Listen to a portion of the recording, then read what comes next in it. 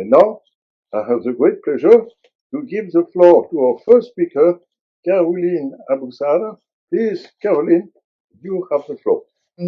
Thank you very much, Michel, for the introduction and the invitation. I'll try to. I mean, if you followed the news, you might know that it has been and it still is a very difficult moment for the people on board the Ocean Viking. So I'll try to walk you through what we do and how we do it, and to tell you a bit more of what's happening at the moment on board our ship. So just a few words about the SOS. We are actually a maritime and humanitarian organization. So both identities are extremely important to us. And the associations were founded in 2015. So France and Germany in 2015, Italy 2016, and then Switzerland 2017. And we are operating within a very strict legal framework. The search and rescue operations are framed, and I'll come back to that later, by several conventions, as you mentioned, and it's extremely important for us that this is that we stick to it, and that states are actually sticking to their legal obligations as well. We have chartered 2 ships so far. So the first one was the Aquarius from February 2016 to December 2018. And now we are chartering the Ocean Viking, which has a Norwegian flag. And we've been operating the Ocean Viking since July 2019. And since 2 weeks, because the last rescue was performed 2 weeks ago, we have rescued a total number of 37,023 people since the beginning of our operations. The context, so you all know there's a very difficult situation in Libya. With testimonies of people that probably everyone who has come on board the Ocean Viking has testified about very difficult situations in Libya.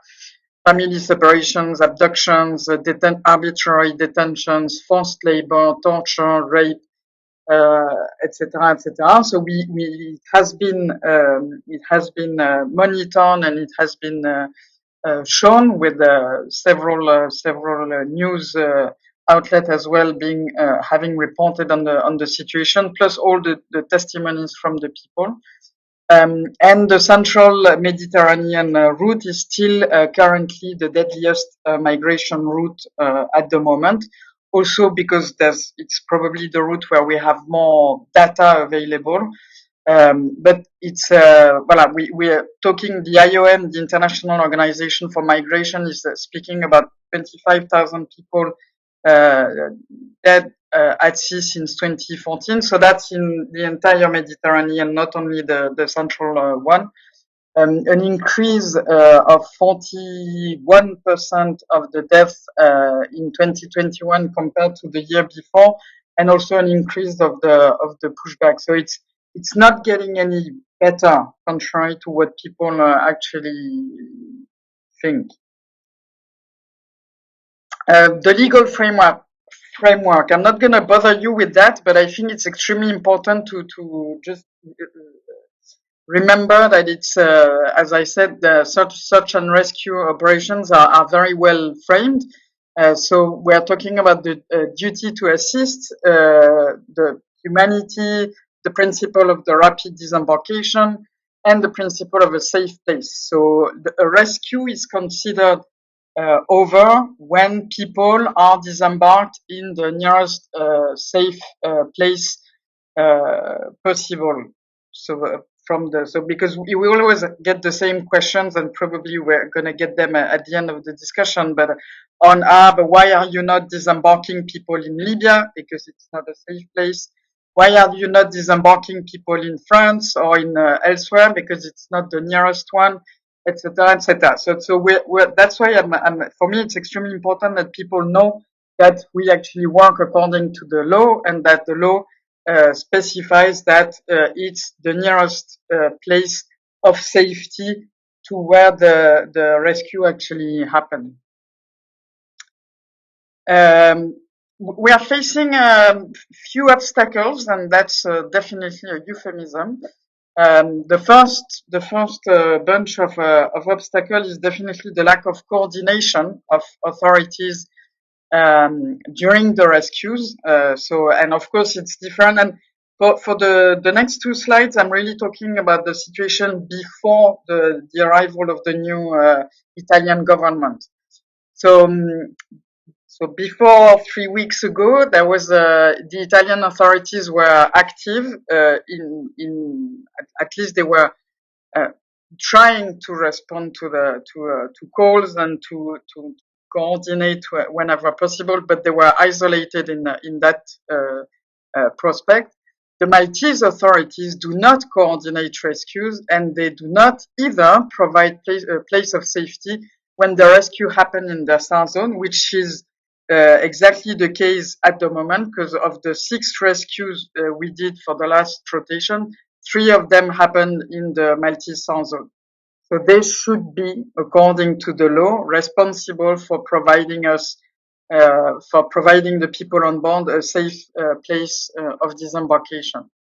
And the Libyan authorities do not respond so far to any of the communications we've been trying to have with them. We've also noticed very long delays before disembarkation, and that's something that has dramatically increased in the last 2 years. So it's something that is very much adding to the distress of the people on board, because they have, not knowing where and when they will be disembarked is extremely distressful for people, for the teams as well, by the way.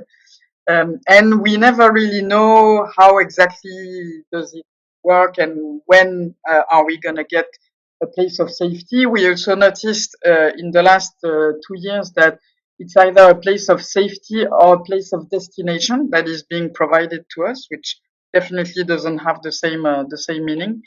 And it's clear that it is providing an additional burden in terms of logistics and organization of the entire operation. On top, of course, of what I just mentioned about the distress and the additional distress that it's facing on people. Definitely what we can call an administrative harassment. So there's port state controls are something that are normal for ships. So it's when authorities are going up on a ship and inspecting that everything goes well. So that's perfectly normal.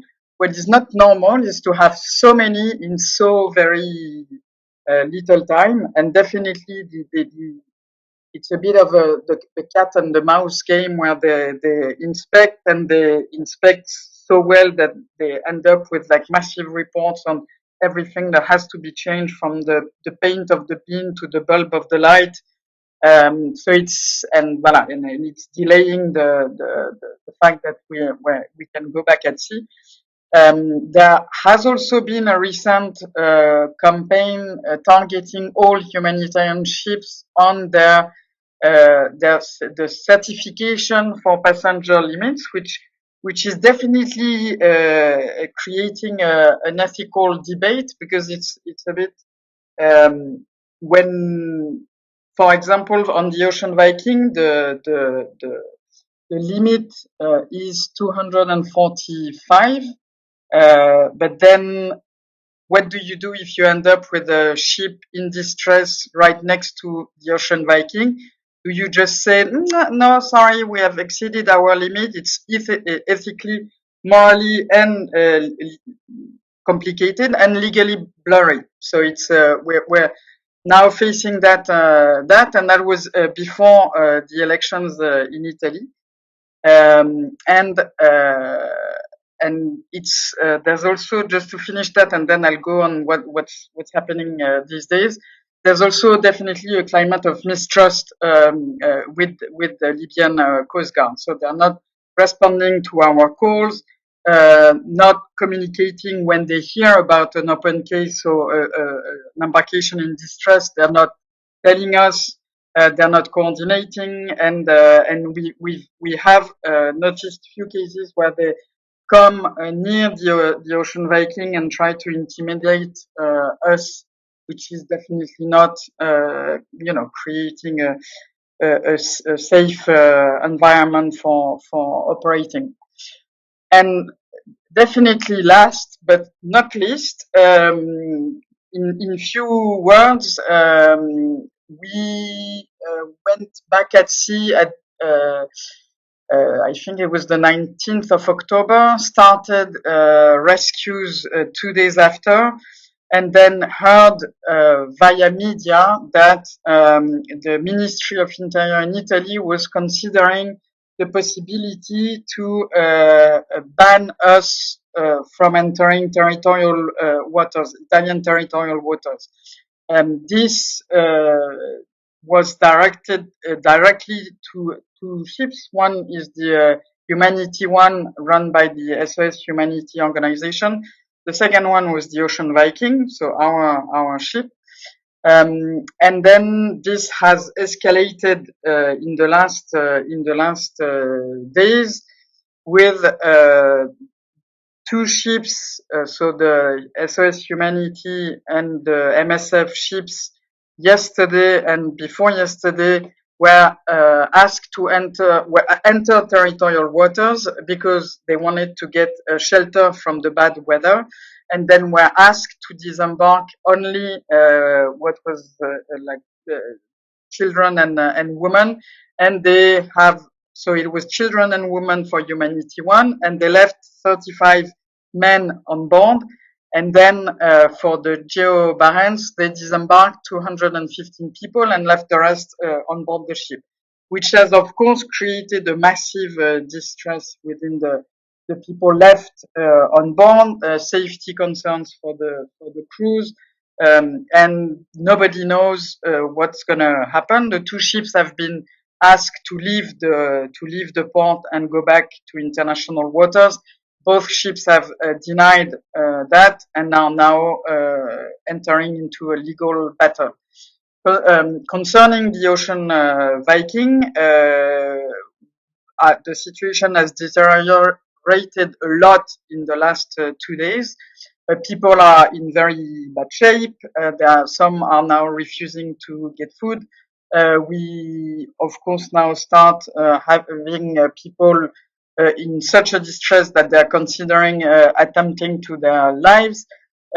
Half of the crew is sick, so not able to fully perform their duties on board.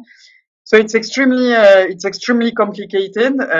We've escalated the call for support to the French, the Spanish, and the Greek authorities to ask them to help us negotiate with Italy for a place of safety. So far, they all have kindly answered that they were not neither interested nor willing to help in the negotiations.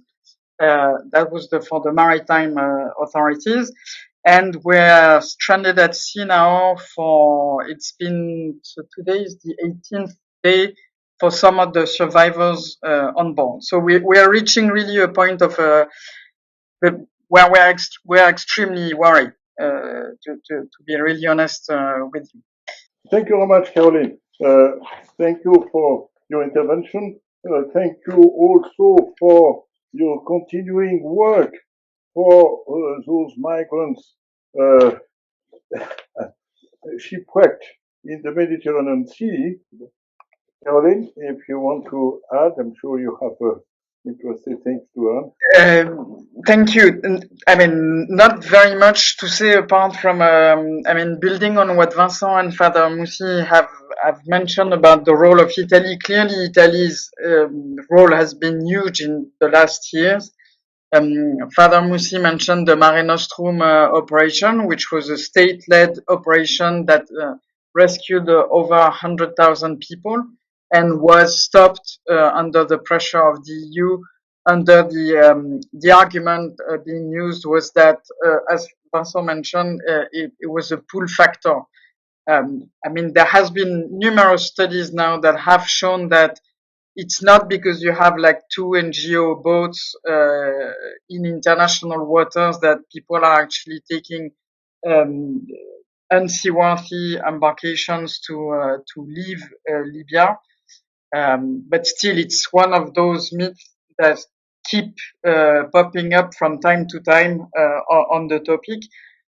We have asked for European search and rescue mechanism to be put in place, and I've always said, which actually cost SOS Méditerranée some funding. I've always said that the idea with SOS was just to be there because there was no state-led operation. But then as soon as a European state's search and rescue operation would be put in place, we would stop, because that the idea is not to do that. It was mainly to highlight the fact that there is a need to rescue people at sea. And clearly, there's also a need to discuss safe and predictable mechanism of disembarkation. The way we're handling the issue at the moment doesn't work, especially for the dignity, the health, the mental health of the people stranded on rescue ships. And there's clearly things that have to be done coordinated at a European level, and that we can highlight things, we can push, but we need states to actually sit together and put those two mechanisms at least in place to save lives. You know, thank you very much, Father Mussie. There was a question from Sister Franca to Caroline. When you are rescuing people at sea, do you get the data where the migrant originates from, and what you do with this info? Um, I just saw that. So you might know that now we have a partnership with the International Federation of the Red Cross and Red Crescent Societies. So they have put in place what we call a Salamat process. And the idea is to be able to inform families of people on board that their loved ones are safe. So we do have the nationalities of the people we rescue. We don't do anything with that information. Like, it's not. I mean, we share whenever necessary. But it's not. We're not communicating information on the people and the identities of people on board. And I saw if I may continue, there was also another question on the selective landing policy. I understand the need of the Italian government to make a point and push for other states to actually support the process and share the burden. However, I don't think that should be done while taking people who are already in a very, very distressful situation as hostages. I don't think it's the proper way to handle that. And second, it's not legal to disembark some and not others, or to disembark half of the ship and not the other half. That it's not the law. The law says that we have to disembark every rescued people in the nearest place of safety from the place where the rescue took place. So it's and we actually stick to the legal framework, and would like everyone to actually stick to the legal framework.